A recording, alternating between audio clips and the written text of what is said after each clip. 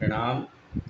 आज हम जो विषय लेकर के आए हैं वो है देश और काल में संबंध। हम देश और काल की भारतीय अवधारणा समझने के क्रम में ये देख चुके हैं कि यह ब्रह्मांड कितना अपरिमित दूरी तक फैला हुआ है और इस ब्रह्मांड के बाहर भी कितने कितने और ब्रह्मांड हैं। ऐसी हम भारतीयों की कल्पना है कि रोम रोम प्रतिराजहि कोटि कोटि ब्रह्मांड। परम पुरुष के रोए रोए में करोड़ों करोड़ों ब्रह्मांड फैले हुए हैं, व्याप्त हैं। ये जो फैलाव है ब्रह्मांडों का या संसार का, विश्व का, विश्व मन है संपूर्ण, ये संपूर्ण जो रचना है उस परम पुरुष की, ये जहाँ तक फैली हुई है उसे हम देश कहते हैं। देश, स्पेस, जगत। देश में जो वस्तुएं हमें प्राप्त होती हैं वे एक आयाम की होती हैं, दो आयाम की होती हैं और तीन आयाम की होती हैं। देखिए, ये जो फैलाव होता है वो कहीं से शुरू होकर कहीं तक रहता है। यदि वो एक दिशात्मक है, उसका एक ही पहलू है, जैसे अ बिंदु से शुरू होकर के ब बिंदु तक वो फैला है, तो इसको लंबाई कहते हैं। तो दुनिया में जितनी चीज़ें पाई जाती हैं उनकी लंबाई होती है। कुछ चीज़ों की चौड़ाई भी होती है और कुछ चीज़ों की मोटाई या गहराई भी होती है। इस तरह से संसार में हमें जितनी वस्तुएं प्राप्त होती हैं, ये जो संपूर्ण स्पेस है उसमें जितने साकार पदार्थ हैं उनके आकार स्थान घेरते हैं, जगह घेरते हैं।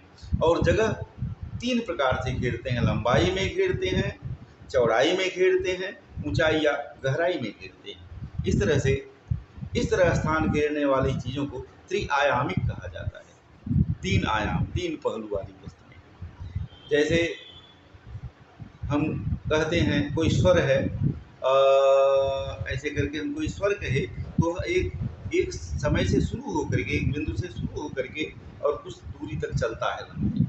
यह केवल एक आयामी है। स्वर एक आयामी होता है जो केवल लंबाई में स्थान घेर रहा है, काल के क्रम में लंबाई तक फैल रहा है, जा रहा है।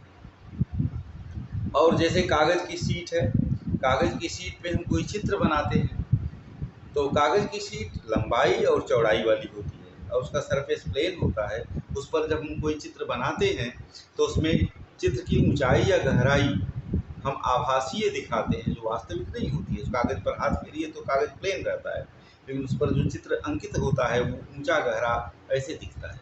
तो लंबा भी होता है, चौड़ा भी होता है, लेकिन उसमें ऊंचाई और गहराई आभासिक होती है, न कि वास्तविक होती है। तो कागज़ जो है वो चित्र जो है कागज़ पर बना हुआ या किसी फलक पर बना हुआ चित्र दो आयामिक होता है, टू डायमेंशनल होता है। और दुनिया में जितनी चीज़ें हैं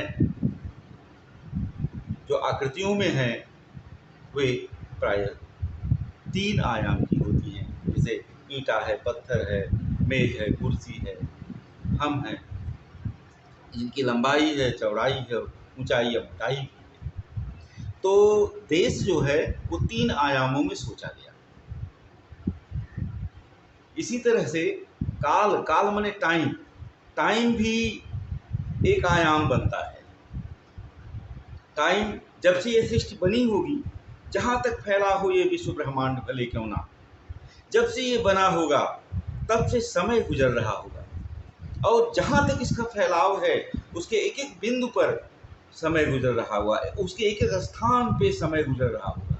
तो जब से ये विश्व बना है तब से इस समय में है, तब से काल क्रम चल रहा है, समय का क्रम चल रहा है, समय पास हो रहा है। ये काल की उदाहरण है। तो इस विषय को लेकर के बहुत सोचा गया है कि काल कितने आयाम का होता है। तो हम देखते हैं कि काल एक आयामी होता है। काल का एक ही आयाम है, लेंथ, लंबाई। तब से लेकर के अब तक चला आ रहा है, इस लंबाई में चला आ रहा है। इसको आप ऐसे ही कल्पना कर सकते हैं मन में कि मान लीजिए एक हॉरिजॉन्टल रेखा है, एक क्षैतिज रेखा है जो अ से लेकर के ब बिंदु तक चल रही है। मान लीजिए ये देश है और उस पर एक काल गुजर रहा, वर्टिकल रेखा गुजर रही है, जो अ से लेके ब के सहस्त्रों बिंदुओं पर, हजारों करोड़ों जितने बिंदुओं की परिकल्पना आप अ से लेकर के ब के बीच में कर लीजिए, उन सब पर काल गुजर रहा है, वर्टिकल गुजर रहा है। इस तरह से देश और काल की सोच बनती है। वैज्ञानिकों ने कुछ दिन पहले तक ये सोचा था कि देश 3 आयामों वाला है और काल 1 आयाम वाला है।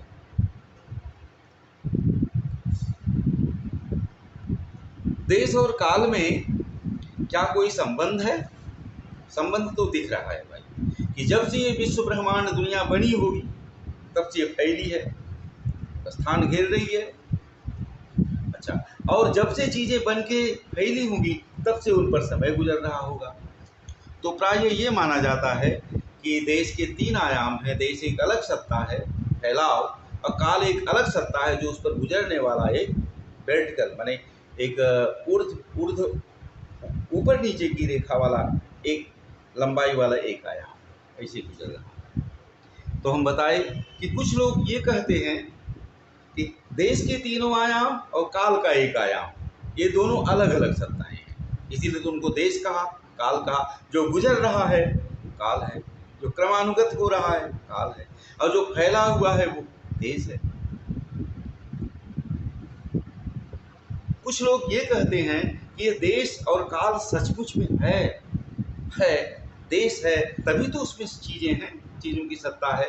काल है तभी तो एक चीज हो रही है, दूसरी चीज उसके बाद हो रही है, तीसरी उसके बाद हो रही है, काल का अनुक्रम दिखता है।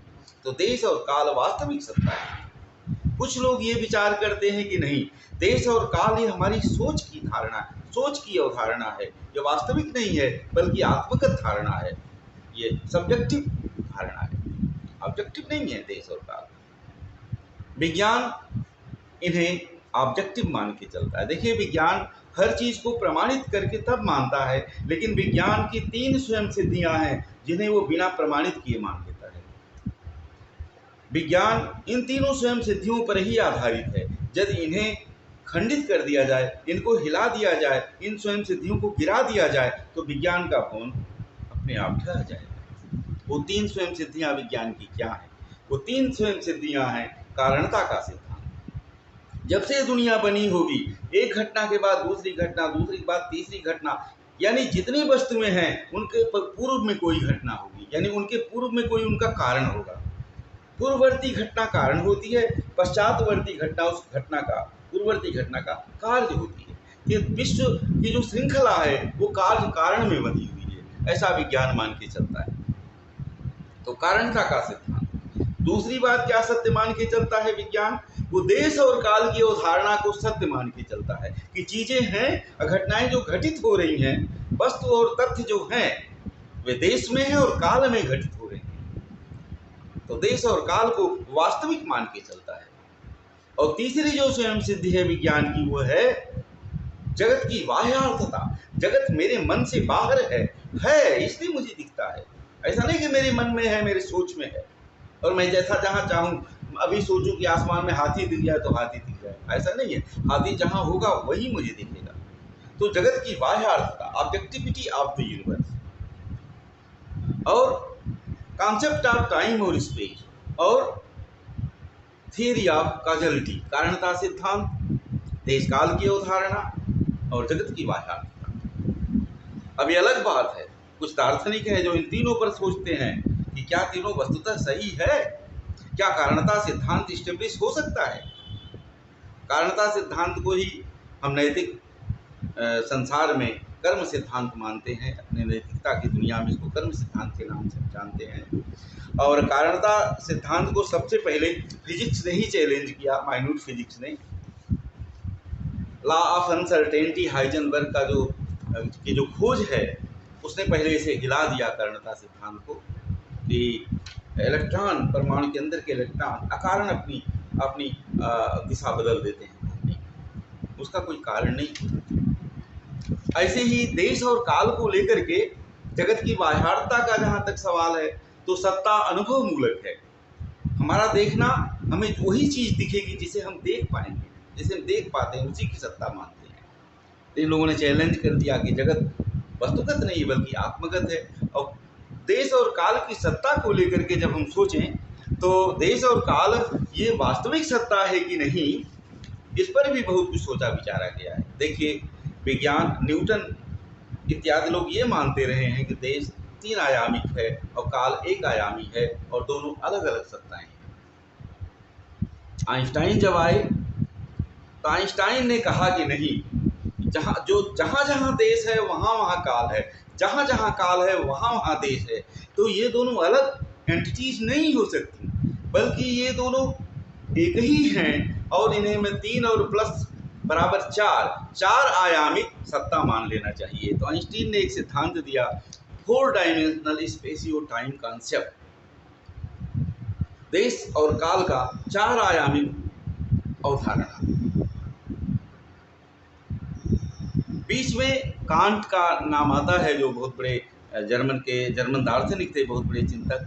उन्होंने कहा कि देखिए, देश जो है, देश और काल ये न तो वास्तविक लगते हैं न आत्मगत लगते हैं, लेकिन ये हमारे अनुभव करने की पूर्व शर्तें हैं। इन्हें वो ट्रांसेंडेंटल अस्तित्व मानता है, न सब्जेक्टिव मानता है न ऑब्जेक्टिव मानता है, बल्कि अनुभव की पूर्ववर्ती प्री कॉन्सेप्ट मानता है, अनुभव की पूर्ववर्ती कंडीशंस मानता है देश और काल को। इस तरह से हमने देखा कि कुछ लोग देश और काल को ऑब्जेक्टिव मानते हैं, 3 आयामी और प्लस 1 आयामी मानते हैं। कुछ लोग देश और काल को सब्जेक्टिव मानते हैं, जैसे योगाचार आइडियलिज्म, योगाचार बुद्धिज्म भारत का है, और यूरोप के भी सब्जेक्टिव आइडियलिस्ट फिलासफर्स हैं, बर्कले इत्यादि लोग। ये लोग देश और काल को सब्जेक्टिव मानेंगे, आत्मगत मानेंगे। और कांट जो है न सब्जेक्टिव मानता है न ऑब्जेक्टिव मानता है, बल्कि अनुभव की पूर्व शर्त के रूप में अनिवार्यता मानता है। और वो कहता है हमारे सोच में ऐसा है ही है कि जो भी अनुभव होगा देश से गुजर के आएगा और काल से गुजर के आएगा। जो भी अनुभव हमारे ब्रेन में आएगा, हमारी बुद्धि में आता है, हम उसके देश को पर्टिकुलराइज कर लेते हैं और उसको काल में पर्टिकुलराइज कर लेते हैं। ये हमारे बुद्धि की विशेषता है, ऐसा देश और काल को मानता है। और हमने देखा कि आइंस्टाइन ने कहा कि जो देश है वही काल है और ये मिला करके 4 डायमेंशनल है। आइंस्टीन की बात को हम अपने भारतीय विचारधारा से समर्थित कर सकते हैं। गीता के 7वें 10वें अध्याय में विभूति वर्णन है। विभूति वर्णन में भगवान श्री कृष्ण अर्जुन को समझाते हैं कि मैं कितना कहाँ तक फैला हूँ और मेरा विस्तार क्या है। तो बताया कि सब कुछ मैं ही हूँ।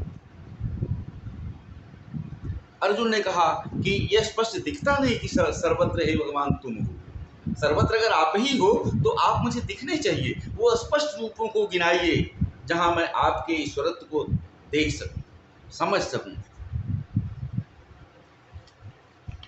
केषु केषु च भावेषु चिंत्योऽसि भगवन् मया, किन किन भावों में मुझे आपका भावन हो सकता है कि ईश्वरीय है, ये डिवाइन है।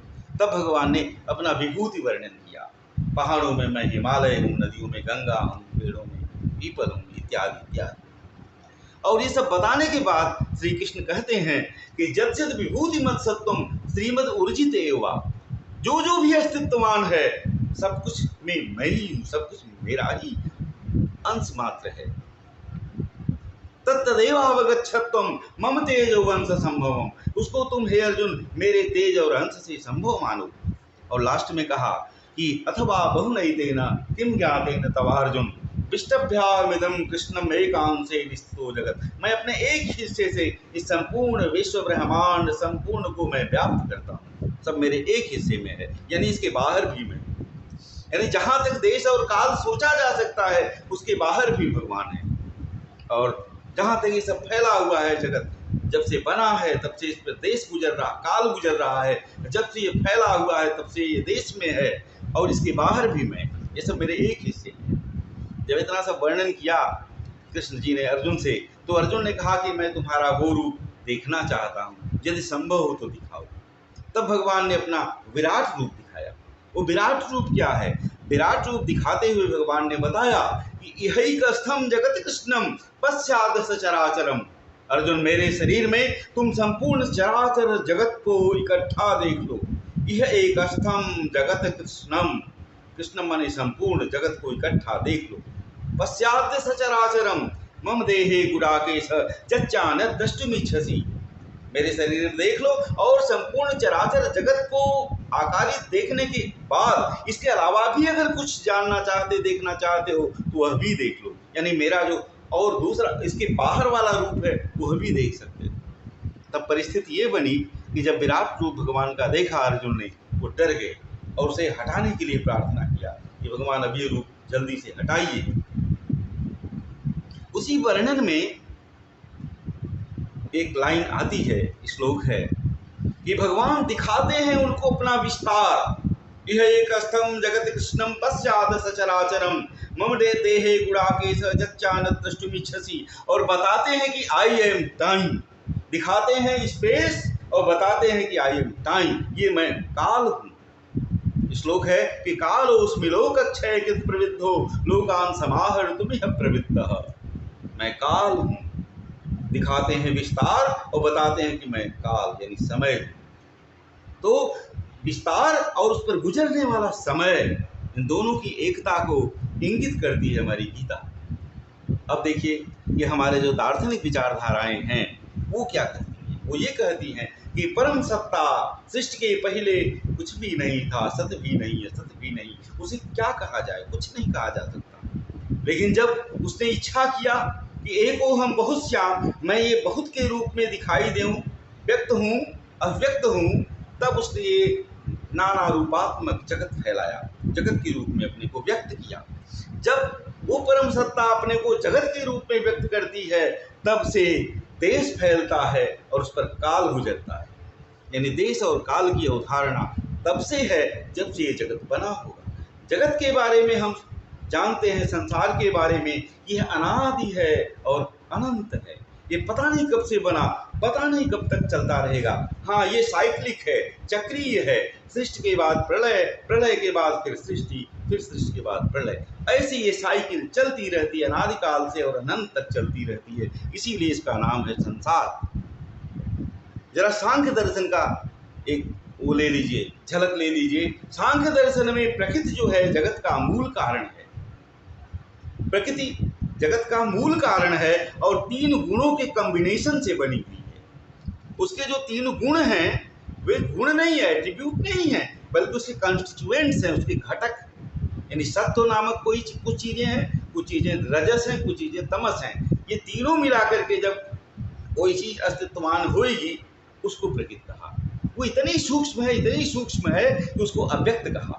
देखिए, वो प्रकृति चाहे कितनी सूक्ष्म क्यों ना हो, जब वो जड़ है तो वो स्थान घेरती होगी, सूक्ष्माति सूक्ष्म अति सूक्ष्म स्थान घेरती होगी, लेकिन घेरती होगी। तो प्रकृति की कल्पना ही जो है वो देश का विस्तार है, क्योंकि उसके गुण सत्व है, रजस है, तमस है, तीनों गुणों का कॉम्बिनेशन है। प्रकृति कितनी सूक्ष्म क्यों ना हो, वो विस्तारित है, स्थान घेरती है, यानी उसमें देश है।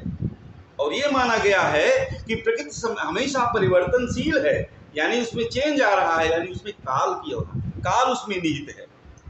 क्योंकि विस्तार उसमें है इसलिए काल उसमें है।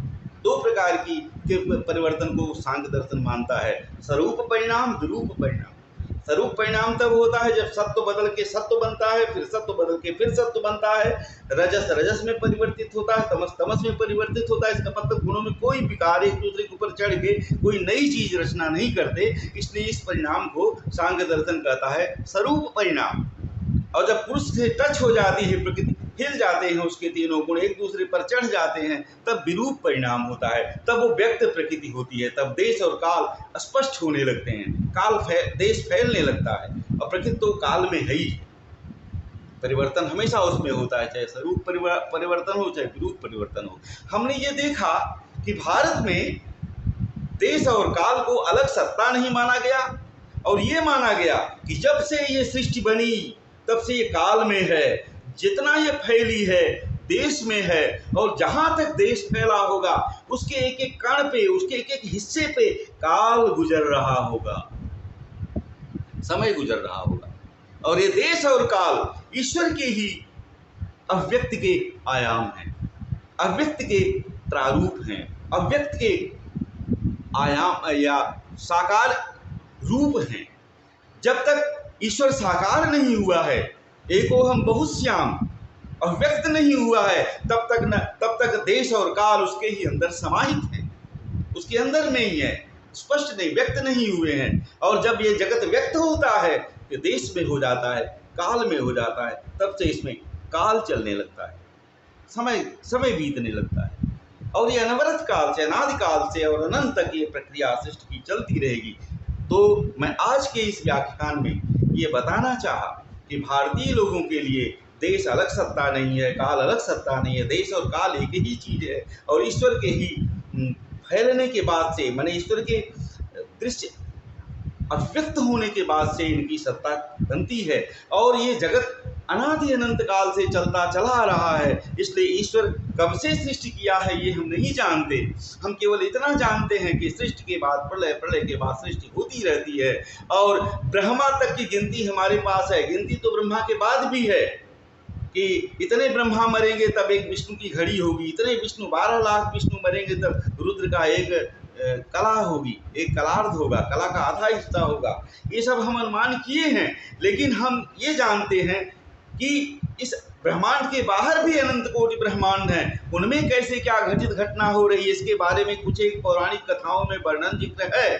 जैसे काकभुचुंड का वर्णन है कि विविध ब्रह्मांडों में घूमे, अव्याहत गति से घूमे, लेकिन हम बहुत डिटेल नहीं जानते। हाँ, हम अपने ब्रह्मांड की और इस ब्रह्मांड की जो अभी बना है उसकी काल गणना कर चुके हैं और पता लगा चुके हैं भारतीय ज्योतिषी लोग कि ये जो ब्रह्मा हैं इनकी 50 साल की आयु बीत चुकी है। यह 51वें वर्ष का आज पहला दिन है। और ब्रह्मा का जो एक दिन होता है वो 1000 चतुर्युग का होता है। ब्रह्मा की जो एक रात होती है वो 1000 चतुर्युग जितनी लंबी होती है। जब इतनी बातें हम देश और काल के बारे में जान गए कि काल एक पता नहीं अपरंपार अवधारणा है और देश पता नहीं कितना अपरिमित जगह तक फैला हुआ है, यह जानने के बाद अब हम अपने अगले व्याख्यान में ये देखेंगे कि इतिहास रचना के बारे में, इतिहास कैसे लिखा जाए, अपना पता नहीं कब से अनादिकाल से चलने वाली सृष्टि का इतिहास कैसे जाना जा सकता है। इस विषय पर इतिहास की क्या धारणा भारतीयों की रही है हम अपने अगले व्याख्यान में लेकर के आएंगे। तब तक के लिए विदा, प्रणाम।